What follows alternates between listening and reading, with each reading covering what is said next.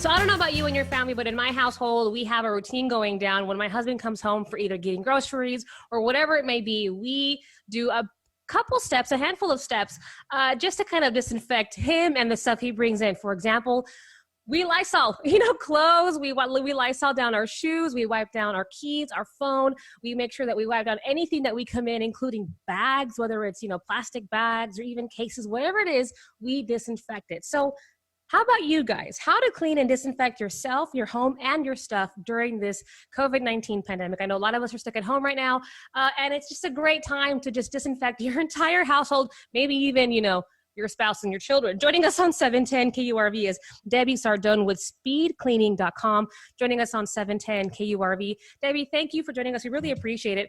Now, I know with what's happening, there's probably just so many people wondering, okay, what do I do? How do I take care of myself?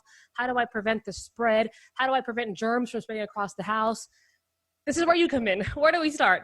Well, actually, it's not as hard as people think. If you can find disinfectant, I put together the speed cleaning safe rule of 3, and it's just easy to do, but easy not to do when disinfecting surfaces inside your home. Like you mentioned, the bottom of your shoes. People never think about the bottom of their purse. It's been sitting maybe on the bathroom floor, at work, or in a public place, and then people set it on their kitchen counter. So the speed cleaning rule of 3 is very simple. The first is clean before you zap. And what I mean by zap is before you disinfect. So take an all-purpose cleaner, even an eco-friendly, non-toxic product, and wipe down a kitchen countertop to get the gunk and the grime and the crumbs and the fingerprints and the peanut butter jelly pieces that are still left behind on the counter. Clean first and then zap it with some disinfectant. So that's the first rule of thumb, is to clean and then disinfect. The second rule. Clean, what do you mean by clean first? Because I would think that the disinfecting would be also involved with the cleaning. Exactly, and it's not the same. So when you clean a surface, you're just spraying it down and immediately wiping up those crumbs and those fingerprints and the little food particles. You really you can do that with plain water or any kind of an all-purpose cleaner. You're not really disinfecting, and that's where that second rule comes in. When you're going to disinfect after you wipe down a surface, so you don't want to disinfect a dirty surface. That's why we say clean first, then disinfect. So the rule number 2 is spray and stay. This is where you do spray that disinfectant on a countertop or in a sink, or when you're disinfecting doorknobs or the bottom of your shoes. You spray and then you let it dwell for the amount of time on the back of the bottle. And they're all different, but most of them require about 90 seconds of dwell time for that spray to sit and kill viruses.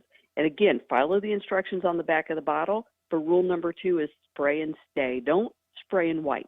You can do that with general all-purpose cleaning just to wipe up smears and crumbs, but for disinfecting, spray and let that dwell time sit for it to kill some viruses and germs.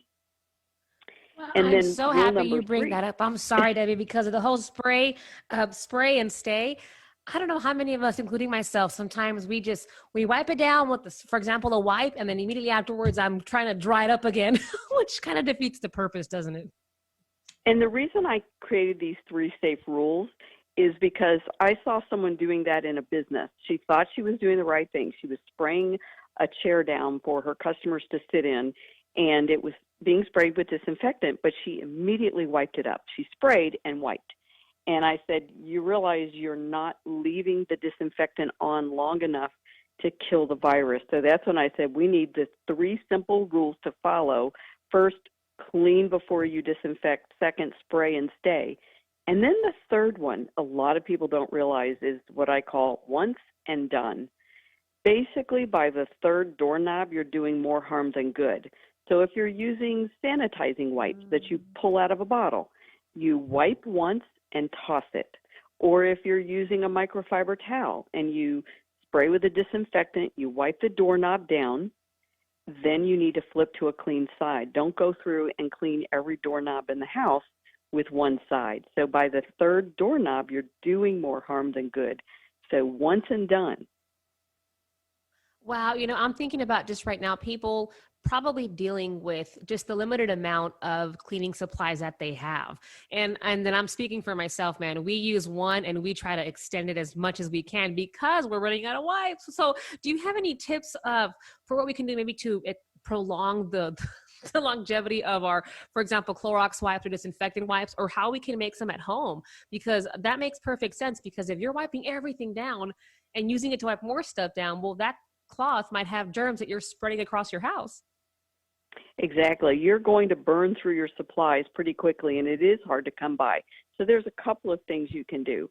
First of all, you can make up your own disinfecting type of wipes at home. You can take a nice heavy-duty roll of paper towels.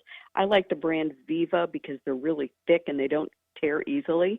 You can cut that in half. Imagine taking a roll of paper towels, cutting it in half lengthwise, and then tuck that entire half-size roll into a deep plastic container with a lid. And then you can create a mixture of water and bleach to pour over that to make your own sanitizing wipes. The key is the dilution. So when you're dealing with a water and a bleach mixture for sanitizing surfaces, you generally want about a 10-to-1 in terms of water versus bleach, or less.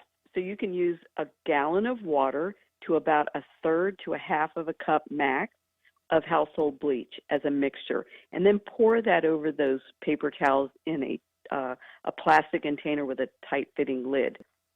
Once you've done that, you can reach inside and pull out the cardboard tube out of the middle, and then it makes it very easy to reach in and pull one tissue at a time or one paper towel at a time once it's all moist and kept in that container. Mm-hmm. But the key is the dilution. That's so cool. I'm sorry for interrupting you, Debbie, but I want to, because I'm writing this down because I might do this today. You mentioned, so 10-to-1 with water versus bleach. You mentioned for 1 pound of water, you use about a third cup of bleach. Did I get that correctly? 1 gallon of water to 1 gallon. Third of a cup That's of what I meant, bleach works really great for your own homemade sanitizing wipes. It really is an adequate dilution, but you never want to be stronger than a 10-to-1 dilution, ever. You never want to be stronger than 10-to-1. So 10 cups of water to 1 cup of bleach would be the strongest dilution you would ever use if you're making your own bleach mixture. And then also back to your sanitizing, if you can buy it in concentrate and mix up your own, that's not a bad idea. That way it goes a lot further than buying ready to use. But again, you have to follow the directions on the back of the bottle. Oftentimes people dilute when they use a concentrate. They'll dilute their disinfectant with too much water, and then you reduce the effectiveness. So always follow the instructions on the back of the bottle. Joining us on 710 KURV is Debbie Sardone with speedcleaning.com, talking about how to clean and disinfect yourself, your home, and your stuff. So we're talking about a 3-step process that you came up with. 1, clean first, then disinfect, which is awesome. So don't just use your disinfectant wipes to clean. Wipe everything down first, and then you use the wipes or disinfectant solution. 2nd was spray and stay. Let it kind of dwell, let it sit and dwell, and then you can wipe away later. But of course, follow the directions on the back of the bottle. And then 3rd was once and done. Don't overuse the wipes that you have. And then you just talked to us about how to make your own disinfecting wipes. What else should people do when it comes to, what's happening right now with this pandemic and how to disinfect everything that we touch? Well, obviously, first and foremost, the best defense against any virus, including COVID-19, is regular hand washing with soap and water. That is the best defense. Avoid touching your face before getting home from the grocery store until you've had a chance to get into the kitchen and wash those hands with warm, soapy water. And of course, regular hand hygiene at all public places. I mean, we have to go to the grocery store. We have to go to the pharmacy. So when you pick something up, be extra careful that you're not touching your face. And if you're picking up your cell phone to look at your list, your grocery list, remember that cell phone needs to be wiped down with disinfecting wipes. Yeah. So hand hygiene is the best defense besides social distancing. Keep that 6-foot distance between you and another person.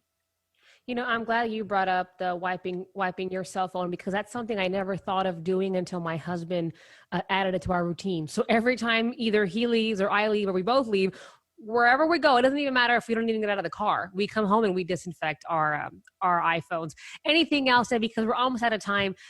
What are like the dirtiest things you would never even think are dirty, or just one takeaway that our listeners should take from this interview?